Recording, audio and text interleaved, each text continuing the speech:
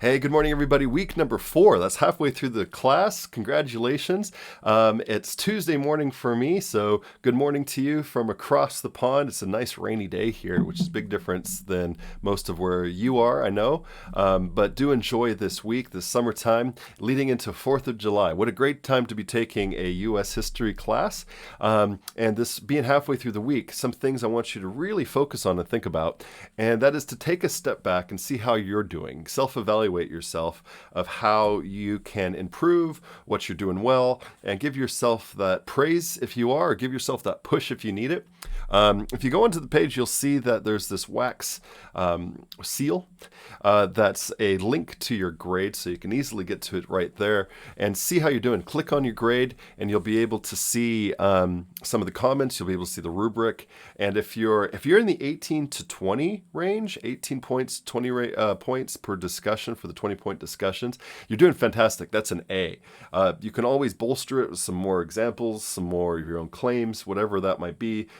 Make sure you have strong comments, but look at that and see how you can improve for yourself and use the next 4 weeks to really grow wherever you are in these discussions. Maybe you're missing a few and you just need to do them. That's great. Maybe you're missing those comments on others. Do those. So wherever you're at, see where you're at and improve. Now, going into the same thing, last week you had just 2 very interesting, I think interesting, I made them, discussions. One was a letter from a colonist, right? And that is what I call, and a friend of mine calls, the time traveler's experience and the time traveler's test. My friend E. Mortimer, I don't know if you like historical fiction, if you like history, check out his books. It's not just a plug for him, but his style, which is a time traveler's test. So he does time travelers Britain, Restoration Britain, Middle Ages, and the idea is he goes into the archives. He knows all the material. He could write just a history book about it, but what he does is he takes all that information and then he puts it into a story so you could feel what it's like walking down the street. You could smell what the smells are. You can feel what the people are feeling, what they're talking about, what they're consuming, or what they're, what life is like. That's what I want you to do with those letters.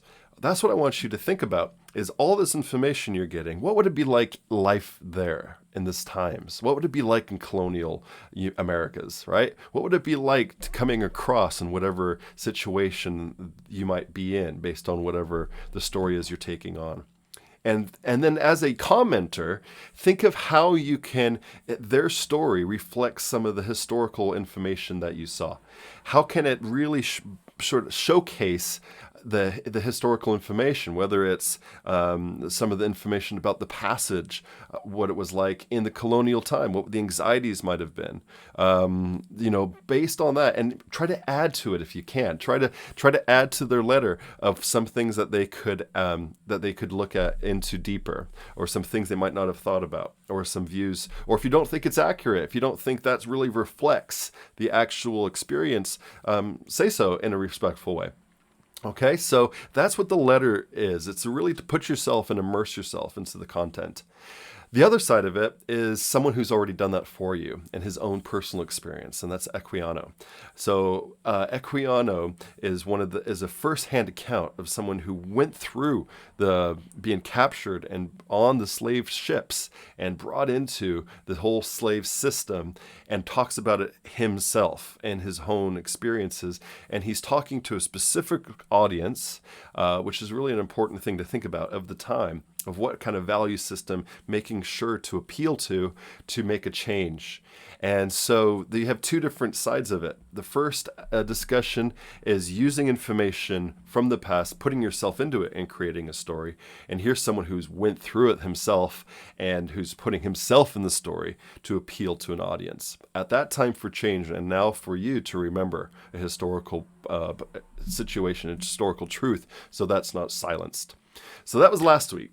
This week is all about, 4th of July right around the corner, right? In the United States, we got 4th of July. We love it. We love to celebrate it. But what does it really mean? And that's what you get to explore. So there's lots of anxieties that happened in the colonial England and things changed and identities changed. The way I like to think about it is think of a big pickup truck, right? Think of a F-350 pickup truck going down the highway, and you're right behind it. And what do you see? You see a big bumper sticker, don't you? And if colonial United States had big pickup trucks, please don't say they did, because they did not. But if they did, think of them having a big pickup truck with a big bumper sticker, right? A bumper sticker tells you your identity. It tells you what the driver's values are, what they're viewing. And think of if they had a big F-350 pickup truck, would it be a Jefferson State flag? What would it be like, right? So back in 1776, before July, if they had a big pickup truck, it would be very clearly a bumper sticker saying proud British person, right? Proud to be British, proud to be English. It would have a big English flag, but they'd also be equally proud to be a colonialist. So you'd have this mixture, proud to be English, proud to be colonialist.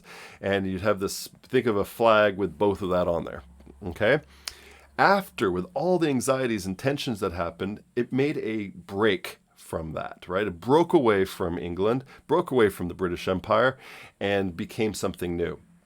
So with the 4th of July, that Declaration of Independence, think of them taking off that bumper sticker with the proud British flag and putting this new American flag. And this new identity emerges where they're no longer seeing themselves as British, no longer seeing themselves as English, but now as American. Now, think of yourself. Maybe you were raised in a certain way and you had certain values growing up, and then that's changed, and how hard that transition is with certain values that you're like, you know what I truly believe is this. A whole community, a whole colonial community went through that in 1776 and onward. And it was a lot to get through the Revolutionary War and afterwards to create identity, to create what it's like to be American. It's a new thing.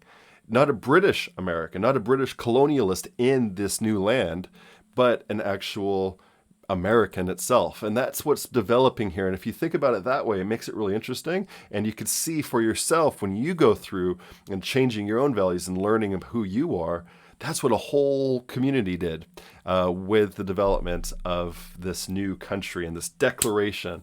Right? That's not when it happened, but that's saying this is who I am now. I am no longer part of the British Empire.